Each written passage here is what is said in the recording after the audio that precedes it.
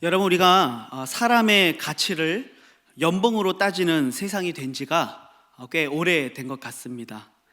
그 사람이 타고 다니는 차, 그 사람이 어떤 동네에 어떤 집을 소유하고 있는지에 따라서 그 사람의 가치를 판단하는 것 같습니다.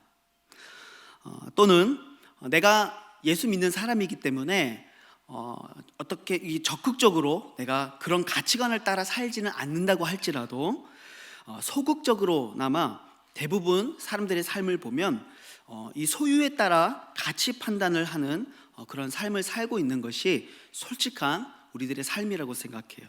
쉽게 예를 들어보자면 이런 것이죠.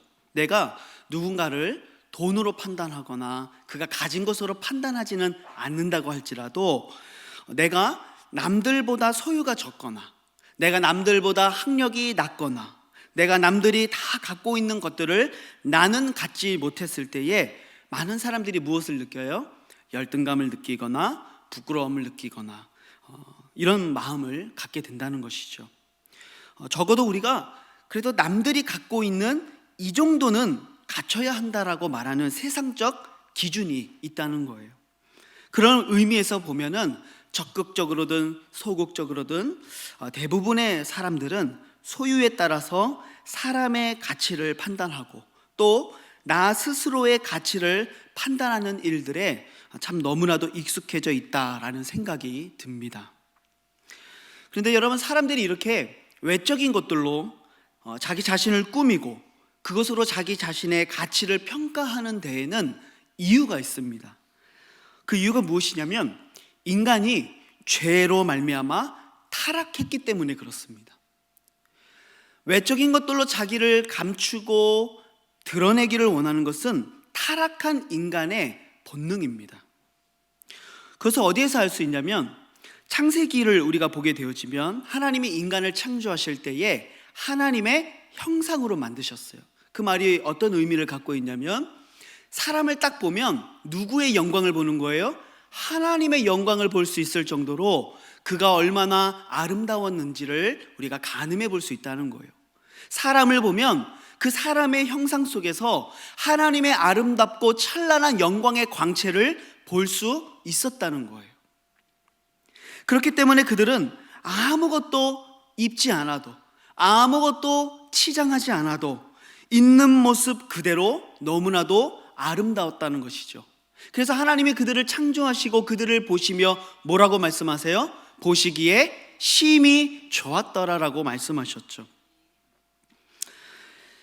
그런데 이렇게 인간이 하나님의 아름다운 영광을 자신의 육체로 드러낼 수 있었는데 인간의 범죄로 말미암아서 인간에게 투영되었던 하나님의 형상이 다 깨져버리게 됩니다.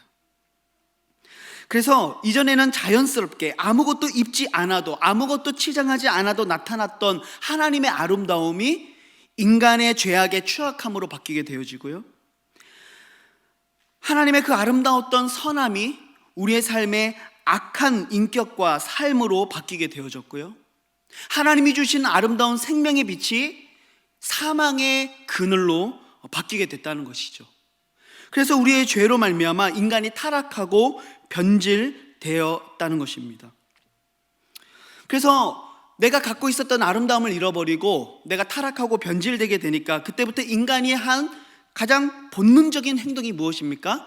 자기를 가리는 거예요. 왜요? 스스로를 보면서 서로를 바라보면서 무엇을 느꼈어요? 부끄러움, 수치심을 느낀 거예요. 그 아름다움이 다 망가져 버린 것이죠. 그래서 아담과 하와는요, 스스로 무화과 나무 잎으로 치마를 만들어서 자기를 가렸습니다. 그리고 오늘 우리도 동일하게 오늘을 살아가는 우리들도 돈과 명예와 권력과 좋은 옷, 성형, 여러 가지 것들로 우리의 외적인 것들을 가리고 꾸미고 있다는 것이죠. 물론 우리가 우리의 어떤 단정함을 그리고 우리의 청결함을 잘 가꾸고 유지하는 것은 너무나도 좋은 거예요. 그것은 결코 죄가 아니죠. 하지만 외적인 것들로 자신을 가리고 자신의 가치를 높이려고 하는 그 모든 시도는 결국 죄인의 특성이라는 사실입니다. 그런데 오늘 하나님 말씀을 보면은 정말 가치 있는 사람이 누구인지를 우리에게 말씀해 주고 있어요. 많은 사람들은 내가 좋은 옷을 입으면, 좋은 것을 가지면, 내가 남들보다 더 많이 가지고 있으면, 더 많이 누리고 있으면 가치 있는 사람으로 여겨지는데, 하나님은 그런 사람들이 가치 있다고 여기지 않는다는 거예요. 이 세상적 기준으로 봤을 때에는요, 그 당시에 바리새인들이나 율법 교사들, 서기관들, 이런 사람들이 더 가치 있는 사람인 것처럼 보이죠. 그런데 하나님 관점에서는 결코 그렇지 않다는 거예요. 오늘 본문에서는요, 하나님이 정말 가치 있게 여기는 한 사람의 이름이 등장합니다. 그 사람의 이름은 바로 세례 요한입니다. 그는 비록 광야에 거주했던 사람이고, 그의 옷은 낙타토롯이었고요, 그가 먹는 음식은 석청과 메뚜기를 먹었어요. 오르가닉으로 먹었다, 웰빙 푸드, 이게 아니고요, 하찮은 음식을 먹었다는 거죠. 그는 낙타토롯을 입고 있었고요, 볼품없는 모습을 가지고 있었어요. 그럼에도 불구하고 예수님은 세례 요한을 어떻게 평가하십니까? 오늘 본문 27절 28절을 보시면요, 기록된 바 보라, 내가 내 사자를 내 앞에 보내노니 그가 내 앞에서 내 길을 준비하리라 한 것이 이 사람에 대한 말씀이라. 내가 너희에게 말하노니 여자가 낳은 자 중에 요한보다 큰 자가 없도다. 이렇게 평가를 하십니다. 대단한 평가죠. 여자가 낳은 자 중에 요한보다 큰 자가 없다라고 말씀하시는 거예요. 세례 요한의 행색은 비록 허름했습니다. 그는 하찮은 음식을 먹는 사람이었죠. 하지만 그는 메시아이신 예수 그리스도께서 오실 그 길을 예비하고 준비했던 사람이었어요. 그래서 주님은 그를 선지자보다 훌륭한 자다, 그는 여자가 낳은 자 중에 요한보다 큰 자가 없다라고 평가하셨던 것이죠. 그런데 참 놀라운 것은 이렇게 여자가 낳은 자보다 낳은 자 중에 요한보다 큰 자가 없다라는 평가를 들었던 이 요한보다 더 크고 더 귀하고 더 가치 있고 더 큰 자가 있다라고 오늘 말씀하세요. 그 사람은 어떤 사람입니까? 바로 하나님 나라에 속한 사람이라는 거예요. 그래서 오늘 본문 28절 다시 뒷부분을 보시면은요, 하나님의 나라에서는 극히 작은 자라도 그보다 크니라, 이렇게 말씀하세요. 하나님 나라에서는 아무리 작은 사람이라도, 물론 하나님 나라에서는 누구나 다 평등하겠죠. 근데 수사적인 표현이에요. 하나님 나라에 가장 극히 작은 자가 있다면 그 사람도 요한보다 더 귀하고 더 큰 자다 말씀하시는 거예요. 다시 말하자면 요한은요, 여자가 낳은 자 중에 가장 큰 사람이지만 성령으로 난 자는 아무리 작은 자라도 요한보다 큰 사람이다, 더 가치 있는 사람이다라고 말씀하고 있는 것입니다. 저와 오늘 여러분들이 바로 성령으로 난 사람, 하나님 나라에 속한 사람임을 여러분 믿으시기를 바랍니다. 그렇다고 한다면 저와 여러분들은 이 세상 그 누구보다 가치 있고 소중한 하나님의 사람들이라는 사실이죠. 그렇다면 성령으로 난 사람, 하나님께 속한 사람, 하나님의 백성으로 살아가는 사람들에게 나타나는 세 가지의 특징을 오늘 우리가 말씀 속에서 살펴보고자 합니다. 먼저 첫 번째는요, 선지자를 보기 위해 광야로 나가는 사람. 여러분, 이 사람이 하나님 나라에 속한 사람, 성령으로 난 사람의 특징입니다. 오늘 본문 24절부터 26절을 제가 읽어보겠습니다. 요한이 보낸 자가 떠난 후에 예수께서 무리에게 요한에 대하여 말씀하시되, 너희가 무엇을 보려고 광야에 나갔더냐? 바람에 흔들리는 갈대냐? 그러면 너희가 무엇을 보려고 나갔더냐? 부드러운 옷 입은 사람이냐? 보라, 화려한 옷을 입고 사치하게 지내는 자는 왕궁에 있느니라. 그러면 너희가 무엇을 보려고 나갔더냐? 선지자냐? 옳다, 내가 너희에게 이르노니 선지자보다도 훌륭한 자니라. 이렇게 말씀하세요. 정리해 볼까요? 예수님이 제자들에게 질문을 던지세요. 너희들은 무엇을 보려고 그 광야로 갔니? 라는 질문을 던지시는 거예요. 근데 이 질문을 우리가 곰곰이 생각해 보면 굉장히 흥미로운 질문이에요. 예수님은요, 제자들에게 너희들은 누구를 보려고 광야에 나갔니? 라고 묻지 않으시고요, 무엇을 보려고 나갔느냐라고 질문하고 있다는 거예요. 다시 말하자면 이것은요, 단순히 세례 요한이라고 하는 인물이 아니라 지금 주님께서는요, 그 선지자인 세례 요한이 광야에서 선포했던 메시지, 그리고 그가 광야에서 살아갔던 그의 삶에 더 관심을 두고 있다는 것을 보여주시는 거예요. 이스라엘에게 있어서 광야라고 하는 지역은 굉장히 특별한 장소입니다. 하나님을 경험하는 장소예요. 그래서 성경을 보면 위대한 하나님의 사람들은 언제나 광야에서 하나님을 만나게 됩니다. 우리가 잘 아는 모세도 광야에서 하나님의 부르심을 듣죠. 그의 인생 120년 중에 무려 80년이라고 하는 시간을 그는 광야에서 지냈습니다. 우리가 잘 아는 다윗 왕도 왕이 되기까지 그는 광야에서 수많은 시간 도피의 생활을 할 수밖에 없었죠. 때로는 블레셋 왕에게 숨어갔을 때에도 그곳에서 죽음의 위협을 견디면서 하나님의 인도와 하나님의 도우심을 경험했어요. 배가 고파서 너무 힘들 때에 제사장이 먹는 떡을 먹으며 그는 하나님의 은혜를 경험할 수 있었어요. 광야는 그에게 있어서 비록 피해 다니는 도피 생활을 했던 장소이기도 했지만 그에게는 하나님의 도우심과 은혜를 경험했던, 하나님을 경험했던 너무나도 귀한 자리였다는 것이죠. 그 인고의 시간을 보낸 후에야 비로소 다윗은 왕으로 세움을 받을 수 있었던 거예요. 뿐만 아닙니다. 하나님의 아들이신 예수님조차도 이 공생애의 사역을 시작하시기 전에 광야로 이끌림을 받아서 그곳에서 금식하시며 그 마귀의 시험을 받으시고 승리하시는 일들을 우리들에게 보여주셨죠. 광야는 우리들에게 하나님을 경험케 해주는 너무나도 귀한 자리라는 것입니다. 세상 사람들의 가치는요, 외적인 것들에 있기 때문에 부드러운 옷 입은 사람들, 화려한 옷을 입은 사람들과 같이 입고 싶어요. 왜? 그들을 가치 있는 사람이라고 여기기 때문이죠. 그래서 세상 사람들은 그들과 친구가 되기를 원하고 그들에게 영향을 받거나 또는 그들에게 영향력을 행사하는 사람이 되기를 원해서 항상 그들 주변을 맴도는 것이죠. 그래서 세상적인 성공을 원하는 사람은 어디로 가야 돼요? 왕궁으로 가라고 주님 말씀하세요. 왜? 그런 사람은 왕궁에 있으니까.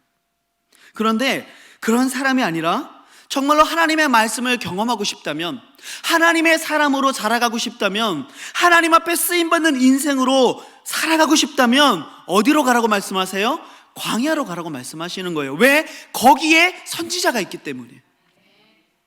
하나님을 만나기 위해서 성령으로 난 사람들은 반드시 이 광야로 나아가야 된다는 것이죠.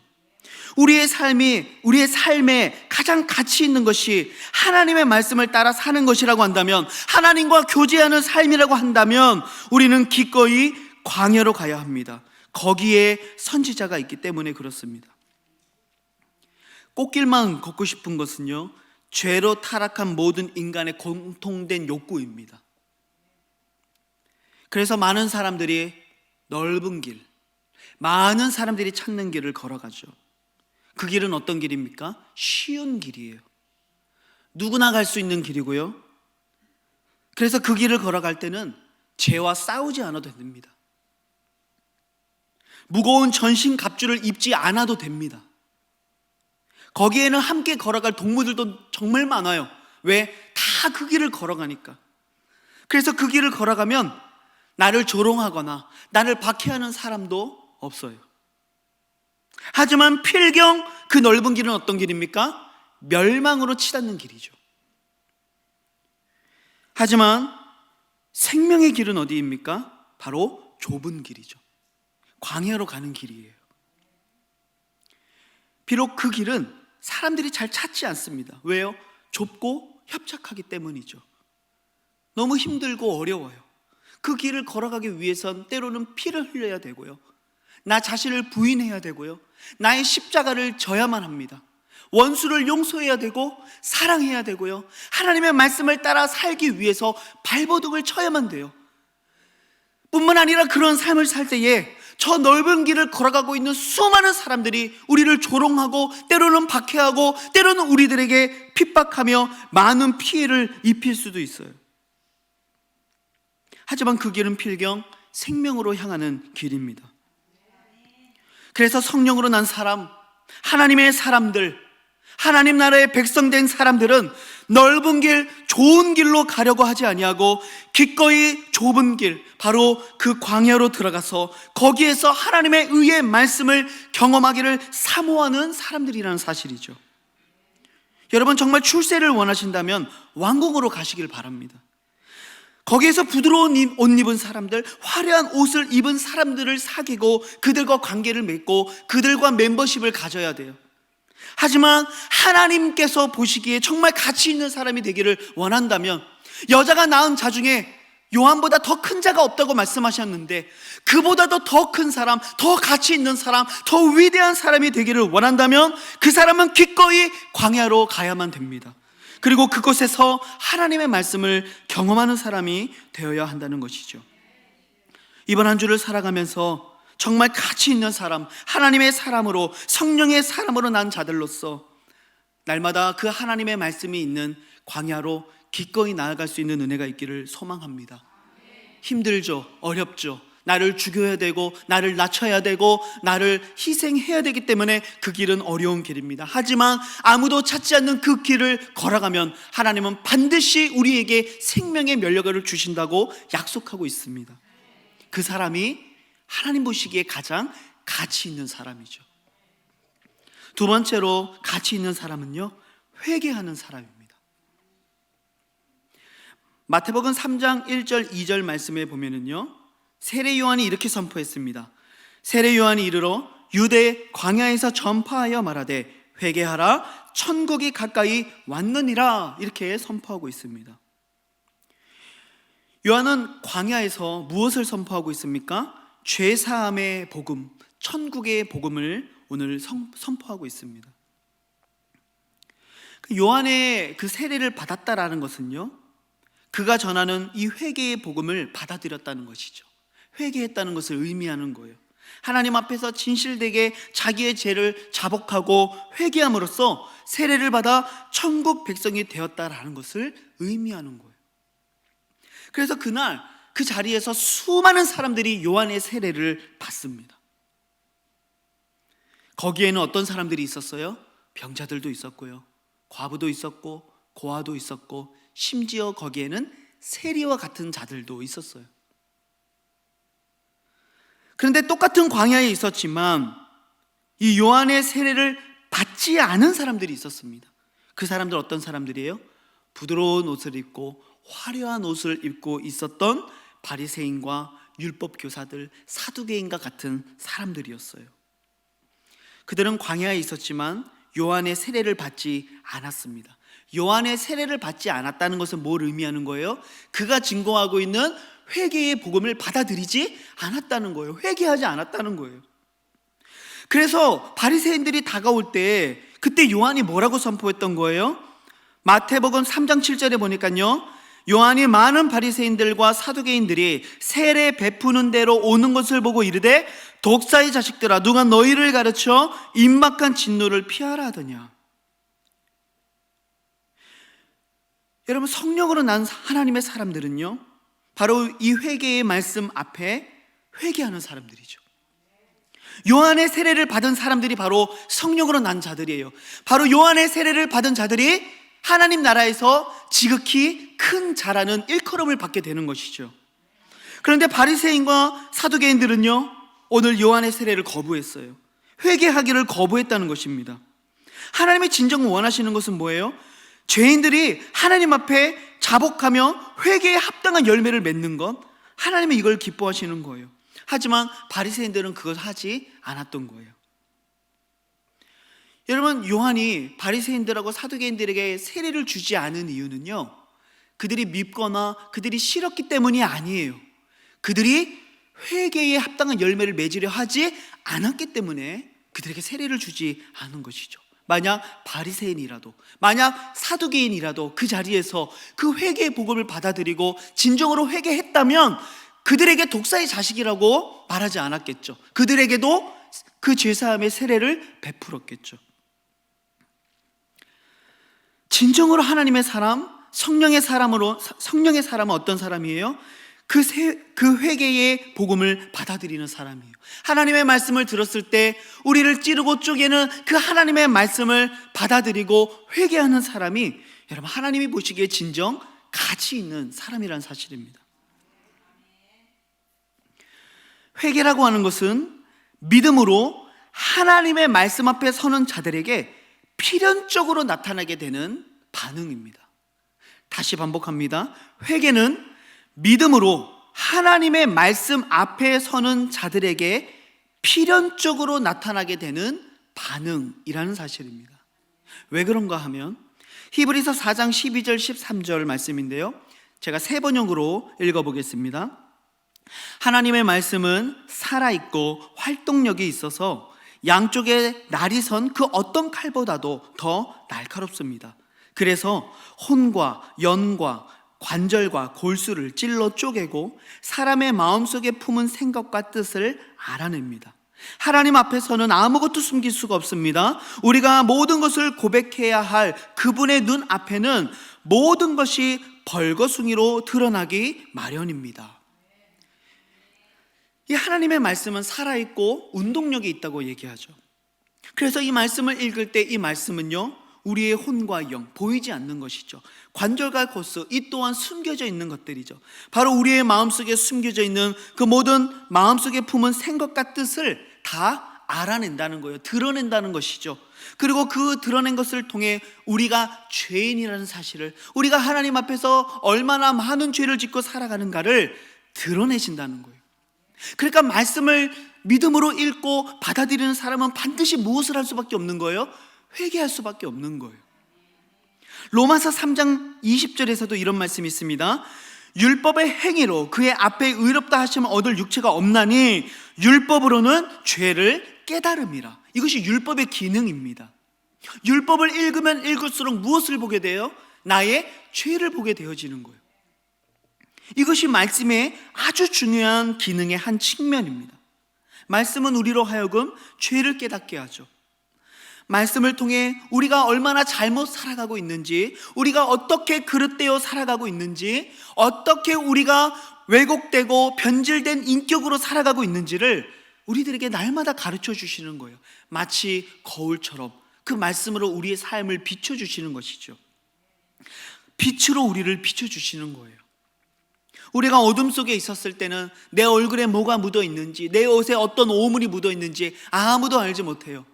어둠 속에 있을 때는 내가 깨끗한 줄 알았는데 비로소 말씀의 빛이 우리의 삶을 비추고 나니까, 그 말씀의 거울로 나의 얼굴을 봐보니까 그제서야 비로소 내 얼굴에 오물이 묻어 있고 머리가 헝클어져 있고 내 옷에 더러운 것이 묻어져 있었다는 것을 깨닫게 되는 거예요. 그래서 말씀을 믿음으로 받아들이는 사람, 말씀 앞에 서는 사람은 반드시 회개에 합당한 열매로 나아가게 된다는 것이죠. 이게 믿음의 사람의 특징입니다. 그래서 하나님은 그 말씀 앞에 서서 자기의 죄를 고백하고 회개하는 사람, 하나님 앞에 겸손하게 그 회개의 무릎을 꿇는 사람을 보면서 그 사람을 가치 있는 사람이라고, 정말 천국에서 이보다 더 큰 자가 없다라고 주님은 그 사람을 평가하시는 거예요. 목이 꿋꿋하게 서서 잘난 체하며 자기는 모든 것을 다 잘하고 있는 것처럼 여기는 사람이 아니라, 나의 연약함을 드러내더라도 하나님 앞에 무릎을 꿇을 수 있는 바로 그 사람이 진정으로 가치 있는 사람이라는 사실이죠. 그래서 바울은 자신이 살아왔던 인생을 돌이켜볼 때 너무 부끄러운 것들이 많았어요. 심지어 자기는 자신이 살아왔던 인생의 모든 그 과거의 일들이 마치 배설물과 같다는 고백까지 할 정도로 그는 자신의 삶이 얼마나 더러웠었는지를 고백하죠. 하지만 그는 때가 될 때마다 그 간증을 할 순간이 오면요, 언제나 주저함 없이 내가 예수 믿는 사람, 잡아 죽이던 사람이라고, 내가 헛된 율법에 열심을 갖고 있었던 사람이라고, 내가 그때도 다메섹으로 예수 믿는 사람 잡아서 옥에 가두기 위해 가고 있었던 참이었다고 자신의 부끄러운 삶을 가감없이 얘기할 수 있었던 사람이죠. 왜? 그는 하나님 앞에 자신의 철저한 죄악들을 온전히 회개했기 때문에. 그러니까 그걸 고백할 수 있는 거예요. 진짜 그 사람이 하나님 앞에 멋진 사람이죠. 자신의 나약함을 인정하고 회개할 수 있는 사람이 멋진 사람이죠. 다윗과 같이 왕임에도 불구하고 선지자가 와서 자기에게 그 죄를 지적했을 때에 그 자리에서 무릎을 꿇고 하나님 앞에 회개할 수 있었던 바로 그 사람이 하나님의 마음에 합한 사람이라는 사실이죠. 사랑하는 성도 여러분, 하나님 앞에 무릎을 꿇을 수 있는 사람, 회개하는 사람, 자기의 약함을 인정할 수 있는 바로 그 사람이 하나님 보시기에 가장 가치 있는 사람인 사실을 여러분 기억하시기를 바랍니다. 마지막 세 번째로 가치 있는 사람은요, 주님이 오실 길을 예비하고 준비하는 사람입니다. 세례 요한이 여자가 낳은 자 중에 가장 큰 사람이라는 평가를 얻을 수 있었던 이유는 그가 예수님의 길을 준비했기 때문입니다. 그는 예수님의 길을 준비하기 위해서 자신의 인생을 온전히 바쳤던 사람이죠. 그는 광야에 살았고 낙타 털옷을 입고 메뚜기와 석청을 먹으면서 그 길을 준비했습니다. 남들이 누리는 거 다 누리고 남들이 하고 싶은 거 다 하면서 살지 않았다는 것입니다. 오직 그 삶을 위해 자신이 태어났음을 깨달아서 자신의 모든 삶을 예수 그리스도의 오심을 준비하는 삶을 위해서 바쳤다는 것이죠. 우리도 세례 요한처럼 그 길을 준비하는 사람이 될 때 하나님 보시기에 이 세상 가장 가치 있는 사람이라는 사실입니다. 기름을 준비했던 슬기로운 처녀들처럼 주인이 오는 때를 알지 못해서 문 앞에 서서 등불을 들고 주인이 올 때까지 기다리고 있었던 그 청지기들과 같이 주님이 언제 오실지 알 수 없지만 그 날을 예비하고 준비하며 주님이 다시 오실 길을 예비하는 자들이 될 때 하나님 보시기에 이 세상 가장 가치 있는 사람이라는 사실이죠. 요한은 자신의 모든 삶을 통해 그렇게 고백했어요. 요한복음 3장 30절 말씀에 보니까 그는, 여기서 예수님이죠, 그는 흥하여야 하겠고 나는 쇠하여야 하리라. 항상 예수님만을 앞세우고요, 자신을 감췄어요. 왜? 자신은 예수님의 오실 길을 예비하고 준비하는 삶을 위해 이 땅에 왔기 때문에. 요한복음 1장 27절에서도 곧 내 뒤에 오시는 그이라 나는 그의 신발끈을 풀기도 감당하지 못하겠다. 항상 예수님을 앞세웠었죠. 왜? 자신의 인생 자체가 이 사명을 위해 태어났다는 것을 분명히 알기 때문에 그렇습니다. 그가 이 사명을 지키며 여자가 낳은 자 중에 이보다 큰 자가 없다는 평가를 얻었다면 오늘 우리도 언제 오실지 알 수 없지만 다시 오실 그 주님의 길을 예비하고 그 길을 평탄케 하는 자로 이 땅 가운데 살아갈 때 그 사람은 하나님이 보시기에 가장 가치 있는 사람일 줄로 믿습니다. 세례 요한은 자신의 삶을 이렇게, 성경은 세례 요한의 삶을 이렇게 표현합니다. 누가복음 1장 15절에 보니까 그가 주 앞에 큰 자가 되며 포도주나 독한 술을 마시지 아니하며 모태로부터 성령의 충만함을 받았다라고 얘기해요. 오늘 우리도 예수님이 다시 오실 그날을 준비하는 사람이 되기를 원한다면 이 15절의 말씀처럼 포도주와 독주, 이 독주를 마시지 않는 겁니다. 이 말은 단지 술 마시지 말라는 말이 아니라 좀 더 넓은 의미에서 해석하자면 자신의 삶을 방탕에 방임하지 말고 쾌락을 위해서 살지 말고 하나님 앞에 거룩하고 구별된 삶을 살라는 것이죠. 술에 취하여 살아가지 말고 성령에 취하여 살아가는 가르침을 우리들에게 주고 있는 것이죠. 두 번째는요, 본문 누가복음 1장 16절에 보니까요, 이스라엘 자손을 주 곧 그들의 하나님께로 많이 돌아오게 하겠습니다. 세례 요한은 예수님이 오실 길을 준비하며 광야에서 그 회개의 복음을 증거하면서 수많은 영혼들에게 세례를 베풀고 그들을 하나님께로 인도했던 사람이죠. 그랬던 것처럼 오늘도 우리의 모든 삶을 통해 이 죄사함의 세례와 그 천국의 복음을 전파하는 삶을 살 수 있다면, 우리의 삶을 통해 많은 사람을 옳은 대로 돌아가게 하는 삶을 살 수 있다면, 여러분 그 사람이 정말 예수 그리스도의 오심을 준비하는 사람, 가치 있는 사람이라는 사실이죠. 특별히 이 1장 17절 말씀 계속 이어서 보면은요, 그가 또 엘리야의 심령과 능력으로 주 앞에 먼저 와서 아버지의 마음을 자식에게 거스르는 자를 의인의 슬기에 돌아오게 하고 주를 위하여 세운 백성을 준비하리라. 많은 사람들에게 그 엘리야의 마음을 가지고 아버지의 마음을 자식에게 심어준 것처럼 많은 사람들을 하나님께로 돌이키는 사역을 감당했다는 것이죠. 여러분, 이런 사람이 정말 가치 있는 사람이라는 사실입니다. 그래서 다니엘서 12장 3절 말씀에 이런 말씀이 있죠. 이 말씀을 우리 같이 한번 읽어볼까요? 시작. 지혜 있는 자는 궁창의 빛과 같이 빛날 것이요 많은 사람을 옳은 대로 돌아오게 한 자는 별과 같이 영원토록 빛나리라. 아멘. 많은 사람을 옳은 대로 돌아오게 한 사람, 이 땅 가운데 살면서 주님이 오실 길을 예비하며 그 복음을 증거했던 사람은 별과 같이 빛나는 인생이 될 것이다. 주님 약속하고 계세요. 세상은 왕궁에 거하는 부드럽고 화려한 옷 입은 사람들을 가치 있다고 말하지만, 오늘 하나님은 기꺼이 하나님의 말씀을 경험하기 위해 강요로 들어가는 사람, 그리고 그 말씀 앞에 진실되게 회개하는 사람, 더 나아가 그 말씀을 가지고 세상 가운데 나아가 회개의 복음, 천국의 복음을 증거하는 그 사람이 이 땅 가운데 가장 가치 있는 사람이라고 주님은 말씀하고 계십니다.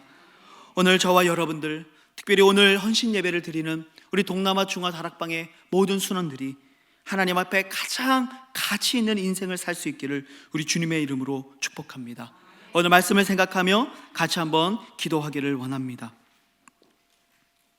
오늘 세상은 화려한 옷을 입고 부드러운 옷을 입고 왕궁에 거하는 사람들을 가치 있다고 말하지만, 하나님은 그 말씀을 경험하기 위해 기꺼이 광야로 나아가는 사람, 기꺼이 그 말씀 앞에서 회개하는 사람, 기꺼이 그 말씀을 들고 세상 가운데 나아가 많은 사람을 옳은 대로 인도하는 그 복음을 증거하는 사람이 이 세상 가장 가치 있는 사람이라고 하나님 말씀하고 계십니다. 사랑하는 성도 여러분, 썩어질 것들로, 세상의 것들로, 육신의 정욕과 안목의 정욕들로 우리의 삶을 치장하고 가리고 우리의 삶을 가치 있게 만들려는 그 모든 시도들, 그 모든 죄인의 특성을 버리고 하나님이 진정 가치 있게 여기는 이 삶을 향해 나아갈 수 있기를 위해서 하나님, 오늘 이 말씀을 결단하며 이런 가치 있는 인생을 살 수 있도록 나를 인도해 달라고 오늘 말씀을 생각하면서 우리 주여 한번 부르짖고 하나님 앞에 간절하게 기도하기를 원합니다. 기도하시겠습니다.